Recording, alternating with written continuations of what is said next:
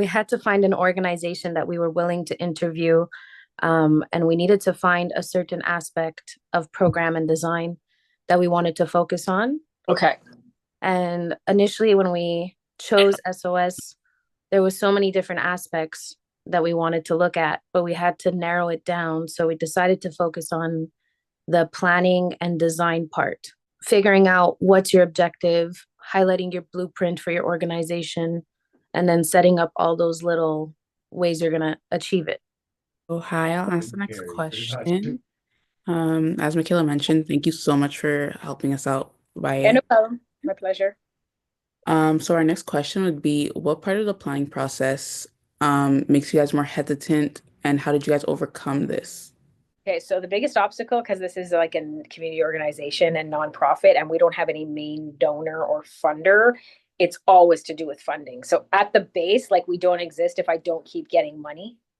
So sometimes like there's planning, like there's a 5-year plan kind of thing in my head, but nothing's definitive because some funding goes by the year and you're not automatically renewed or anything. Like, so any money I get, you have to constantly keep asking every year. So some money's for 1 year, some's for 2, some are for 3, but you can, and for 3, like when I say funding, sometimes it's for something very specific. So it's not like I get like a check and it pays everything. Like I get a check and it pays 2 employees for 48 weeks for 8 hours a day, and that's it. So like if you get money for one thing, there's like a lot of other things that need to be paid for. So we get very limited funding and we make it work. So sometimes I guess we would be limited in, if we didn't get funding, we'd have to kind of pull back on a lot of activities.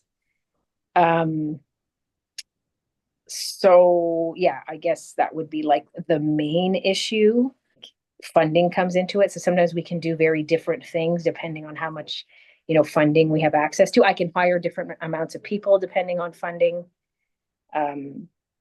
So it's always, I think, the biggest, like it's always at the top of like any need or worry or planning is like funding when it comes to nonprofits, because it's very unpredictable and never 100%. So for some are just for like a program. So I can apply for something and it's for that specific, say like our sports activities. So I could get like something, because if I ask for money from a specific organization or donor that gives money, but it has to be sports related.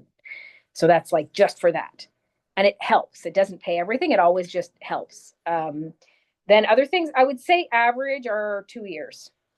Things are like in 2 years, but like the summer camp, it's each year. So we have to reapply each year. And then, regardless if we get the funding or not, we still would have camp. Because before we get the answer as to whether we're funded or not, we've already planned the camp and everyone's registered. So obviously when we get funding, it just helps to pay most of the costs of the camp, which helps a lot because, we don't have to use all of our money that we have just for the camp.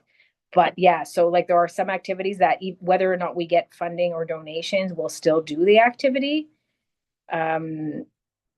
Yeah, so we plan it as normal, and then it's kind of like just before cancel, like, oh, okay, we got the money, and then it's like you can just breathe a little bit easier, but we would have done the activity or not. It's just there's a lot more pressure, right, when you're dealing with less or more money. I guess just as in life, the more money you have, the easier and less stressful it is. So it's kind of the same thing, it's a lot of stress because that's like my main job is to make sure we keep getting some kind of money or donations, or even just to get people to participate, because we could run a summer camp, but if we don't get the parents to come, and normally we have a waiting list for it, but it's not without, I started in like January, on social media saying, oh, don't forget our summer camp is coming, because we do have kids that have aged out. We do have open spots. So it's kind of like constantly trying to fill those spots. We don't spend any money on advertising. So it's all like really, being consistent with posting things, sharing information, kind of even myself, just I network a lot to let people know that we exist. And that, oh yeah, we have a summer camp, and if you know anybody, because we cover, like I said, all of the multi-issues, so we have people that come from very far away. Do you ever collaborate with other organizations for funding? Like I know you had mentioned the elementary school and the swimming? No, because I mean, the school is the government entity. I mean, but the great thing is when we use the school for the summer camp, we don't pay. We don't pay to rent the space because we're a nonprofit. They used to charge for different things, and now it's been maybe 5, 6 years where we're allowed so many spaces within the year free of charge, which saves a lot. The swimming pool we pay for. Although the swimming pool that we use is in Saint Constant, and we actually are recognized as a nonprofit in Saint Constant because when you're in a city, in order to get a lot of the services, you have to they have to recognize your status as a nonprofit or a charitable organization. We're charitable, actually, which means we have charitable status, which is recognized. It's across Canada, and we can give receipts when people give donations. So that's like the big difference between being a nonprofit and a charitable nonprofit. That's kind of the big divide. So some things we pay quite significantly for, and then there's other things we kind of get a break. So we have like the gyms but like the music therapist, she's kind of like an outsourced person, but she's been working for SOS, I think, since Audrey started it 15 years ago, and she's great. And the kids go to her school, and we kind of collaborate like that. But she does give us a reduced rate, so the parents register through us, and we send them to her. So they pay us, and then she sends me the bill. So her bill is much more than the parents pay. But if the parents had to pay individually, it would be 20 times the price for them because it's quite expensive. So yeah, we have some collaborations, but in terms of like raising money and getting donations and stuff like that, no. I have collaborated on funding. When we started the day program, I had to find someone who was kind of like a partner, but it was more of like a partnership that we do a similar service. So we didn't share the money, but we had to be together to apply. And then I got my money and they got their money. But, part of the contract was because they have a day program for elderly people, and we have a day program for autistic adults. So it was similar in that it was a day respite for the families who are the caretakers. And if ever we held like an event, for the caregivers, we would invite the participants from the other organization. That was kind of like the only little link we had to do. But it's kind of like, it's good to network because when you apply for funding, a lot of times they ask you if you have partners. But more of just like seeing you collaborate like within your community. So we do have lots of partners. Like we partner with the Maison de Jeanne. We partner with this other place in Delson, and they let us use their kitchen on the weekend for our cooking.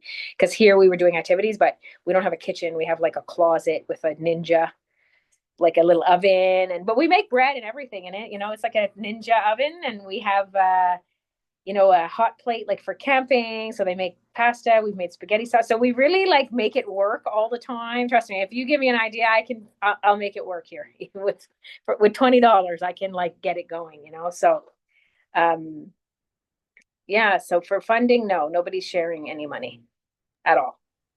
So when you use those spaces, because some of your activities require materials that you need on a like the hot plate, and now that you're using the kitchen, it reduces your material cost because I'm guessing you get to use the kitchen stuff and even like the gym, the nets, and all that stuff. Yeah. Can you tell us a bit more about how you were able to determine where your programs would be held? Like in which physical facilities, basically? We're recognized as a nonprofit in the city of Candiac. So with that comes access to different things. So it only made sense, to do like we have sporting activities. So we had just asked like the city, what locations can we rent in within the city to do certain activities, and then the gyms were what were available. And each session, it does happen that when we send in our like in August, I'll send in my schedule to the city of all the activities, the times, and the days. And then they approve it and they send a contract, and then they'll tell us the location. So sometimes like they switch schools and they'll say like, oh, there's like a bigger team of this. They need the bigger gym. So they'll switch us to another school because there are two main elementary schools in Candiac that we use. I think you've answered all our questions. But I mean, if you have other questions, you can text me or call me, if there's something as you're doing your writing, if it wasn't clear, I mean, I'm very happy to help you. So Thank you. try. Thank you so much. We probably will reach out, but I think for the most part, you covered a lot of what we were looking for. Super. Great. Thanks. I'm glad I could help.